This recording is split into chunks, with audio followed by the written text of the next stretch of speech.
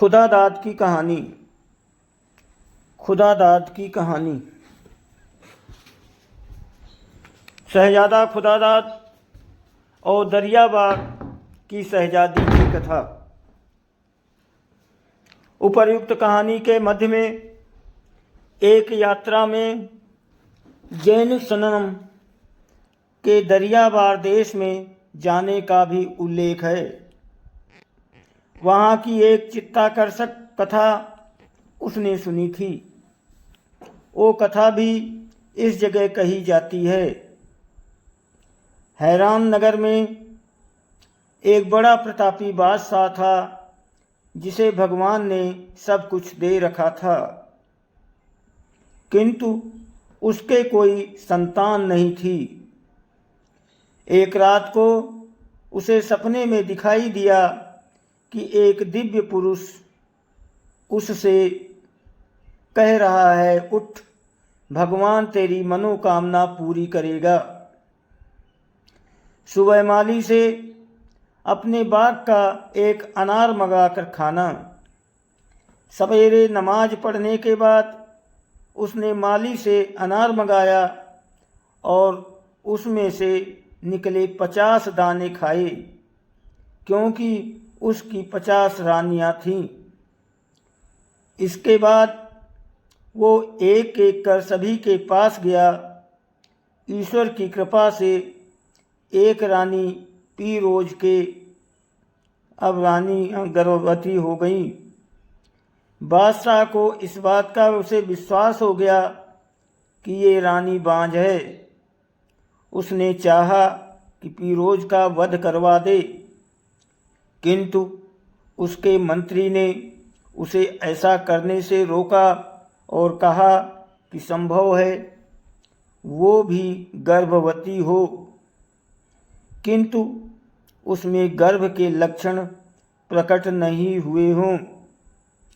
बादशाह ने कहा, अच्छी बात है, मैं इसका वध नहीं कराऊंगा, किंतु इसे अपने पास नहीं रहने दूंगा। मंत्री ने कहा, ठीक है, उसे आप अपने भतीजे सुमेर के पास, जो समारिया देश का हाकिम है, भेज दीजिए। अतएव बादशाह ने पीरोज को समरिया भेज दिया और साथ ही अपने भतीजे को पत्र लिखा कि हम अपनी रानी को तुम्हारे पास भेज रहे हैं। यदि उसके कोई पुत्र पैदा हो तो मुझे खबर देना। समरिया में दिन पूरे होने पर पीरोज ने एक पुत्र को जन्म दिया। सुमेर ने सूचना भिजवाई कि रानी के पुत्र हुआ है। बादशाह ये सुनकर खुश हुआ, किंतु उसने पीरोज को वापस नहीं बुलाया। उसने सुमेर को लिखा कि यहाँ भी भगवान की दया से 49 रानियों के पुत्र हुए हैं। तुम पीरोज के पुत्र का नाम खुदादाद रखो। उसकी पैदाइश की सारी रस्मी करो और उसकी अच्छी शिक्षा का प्रबंध करो। हम यहाँ से उसका सारा खर्चा भेजेंगे। सुमेर नवजात शिशु का पितृवत पालन करने लगा। जब वो बड़ा हुआ तो उसे बाण विद्या, घुड़सवारी और तलवारबाजी की कलाओं की शिक्षा प्रवीण शिक्षकों से दिलाई गई और वो सारी विद्याओं में पारंगत हो गया।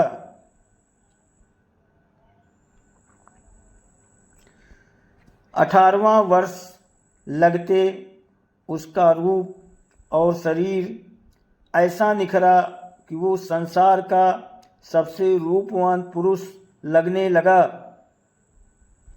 उसमें जवानी का जोश उभरा तो उसने अपनी माँ से कहा, अगर तुम अनुमति दो तो मैं समरिया से निकलकर अपने बल की परीक्षा लूँ। मेरे पिता हैरन नरेश के बहुत से शत्रु हो गए हैं।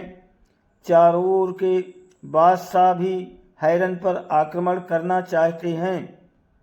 आश्चर्य है कि ऐसे कठिन समय में भी मेरे पिता ने मुझे क्यों नहीं बुलाया और मेरे शौर्य का उसने लाभ क्यों नहीं उठाया। फिर भी मेरा घर बैठना उचित नहीं है। मेरे पिता ने मुझे नहीं बुलाया तो ना सही, मुझे चाहिए कि मैं स्वयं ही उसकी सेवा में उपस्थित हूँ। माँ ने उससे कहा, ये तो ठीक है कि देश को शत्रुओं का भय हो तो तुम्हें घर पर नहीं बैठना चाहिए, किंतु तुम अभी प्रतीक्षा करो, शायद वो तुम्हें बुला भेजें। बगैर बुलाए तुम्हारा जाना ठीक नहीं है। खुदादाद ने कहा, जब राज्य पर ऐसा संकट पड़ा हो तो बुलावे की प्रतीक्षा करना बेकार बात है। मुझे इस समय इतनी बेचैनी हो रही है कि यदि मैं तुरंत अपने पिता की सेवा में उपस्थित नहीं होता तो शायद जीवित ही न रहूं।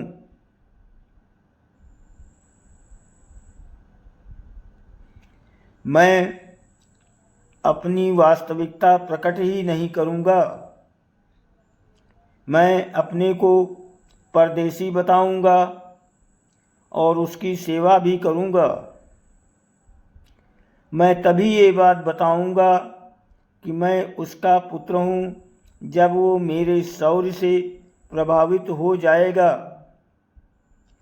फिर तो नाराज़गी की बात ना रहेगी। किंतु उसकी माँ ने उसे जाने की अनुमति नहीं दी। इस पर वो कुछ दिनों बाद एक सफ़ेद घोड़े पर सवार होकर शिकार के बहाने निकला और अपने साथ कुछ विश्वस्त साथी भी ले लिए। कुछ ही दिनों में वो सब हैरन पहुंच गए।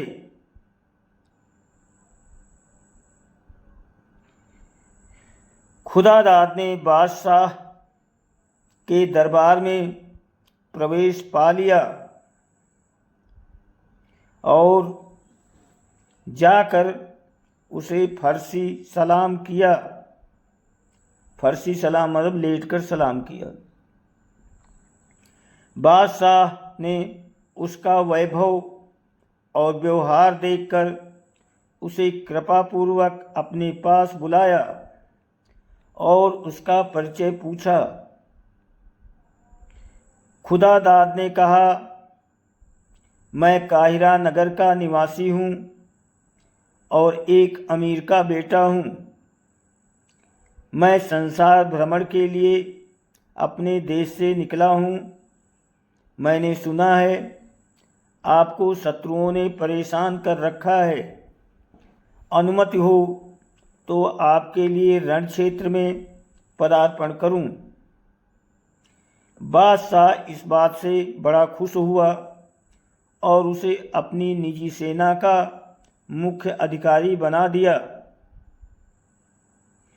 खुदादाद ने कुछ ही दिनों में उस सेना को सज्जित और शिक्षित कर दिया और उसके नायकों को भी पारितोषिक और सम्मान देकर प्रसन्न कर दिया। मंत्रीगण भी उसके व्यवहार से मुग्ध हो गए। दरबार में उसका सम्मान सारे शहजादों और सरदारों से ज़्यादा होने लगा, पर बादशाह की कृपा अधिकाधिक हो गई। विस्तार और सुप्रबंध किया। ये देखकर राज्य के शत्रुगण भी बगैर लड़े अपने देशों को खिसक गए। बादशाह ने अपने बेटों के प्रशिक्षण का भार भी खुदादाद पर डाल दिया। यद्यपि वो अपने भाइयों में सबसे छोटा था, तथापि सबका अधिष्ठाता हो गया। इस बात से शहजादे उससे और भी जलने लगे। वे आपस में कहने लगे कि हमारे बूढ़े पिता को जाने क्या हो गया है कि इस परदेशी को इतना चाहने लगा है कि हम सब पर उसका आदेश चलवा दिया है। उन्होंने एक मत से कहा कि ये स्थिति असह्य है। वे सलाह करने लगे कि इस परदेशी का क्या किया जाए। एक ने राय दी कि इसे अकेला पाकर मार डालेंगे। एक अन्य शहजादे ने कहा कि ये ठीक नहीं है, ये बात छुपी न रहेगी और बादशाह हमें कठोरतम दंड देगा। अंत में एक शहजादे की बात सबको बहुत पसंद आई। उसकी राय थी कि हम लोग इससे शिकार खेलने की अनुमति लें और इस बहाने निकलकर किसी दूर देश को चले जाएं।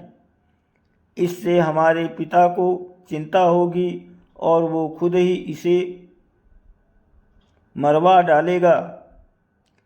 इस उपाय पर सारे शहजादे एकमत हो गए और इस योजना को पूरा करने की तैयारी करने लगे। फिर एक दिन उन्होंने खुदादाद से कहा कि हम कल शिकार के लिए जाना चाहते हैं, शाम तक वापस आ जाएंगे। खुदादाद ने अनुमति दे दी। वे लोग तो फिर लौटे ही नहीं। तीसरे दिन बादशाह ने खुदादाद से पूछा कि शहजादे दिखाई नहीं देते, वे कहाँ चले गए? खुदादाद ने कहा, सरकार, ये सेवक स्वयं इस चिंता में है। वे मुझसे शिकार की अनुमति लेकर गए थे, आज तीसरा दिन है, उनका पता नहीं है। बादशाह को भी चिंता हुई। वो रोज़ खुदादाद से उनका हाल पूछता और वही उत्तर पाता।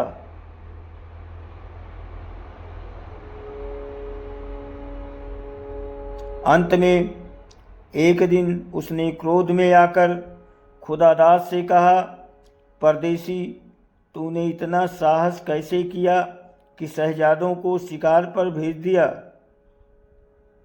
और खुद उनके साथ नहीं गया?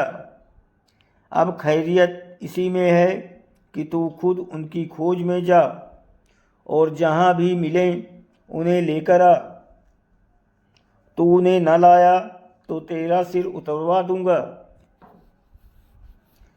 खुदादाद बादशाह के क्रोध से डर गया और कुछ धन लेकर घोड़े पर सवार होकर चला गया। वो नगर नगर और गांव-गांव उन्हें तलाश करता रहा, किंतु वे कहीं नहीं मिले।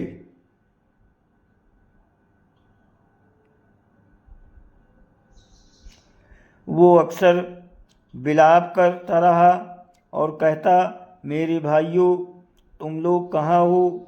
तुम किसी दुश्मन के हाथ में तो नहीं पड़ गए? जब तक तुम नहीं मिलते हो मैं हैरन वापस नहीं जा सकता और तुम्हारा कहीं पता नहीं है। जब उसने बस्तियों को छोड़कर जंगलों में उन्हें ढूंढना शुरू किया। दोस्तों, इसका अगला भाग आगे आएगा, जल्दी ही आएगा, तब पढ़ना। आप सबको बहुत बहुत धन्यवाद। नमस्कार, कोट कोट प्रणाम।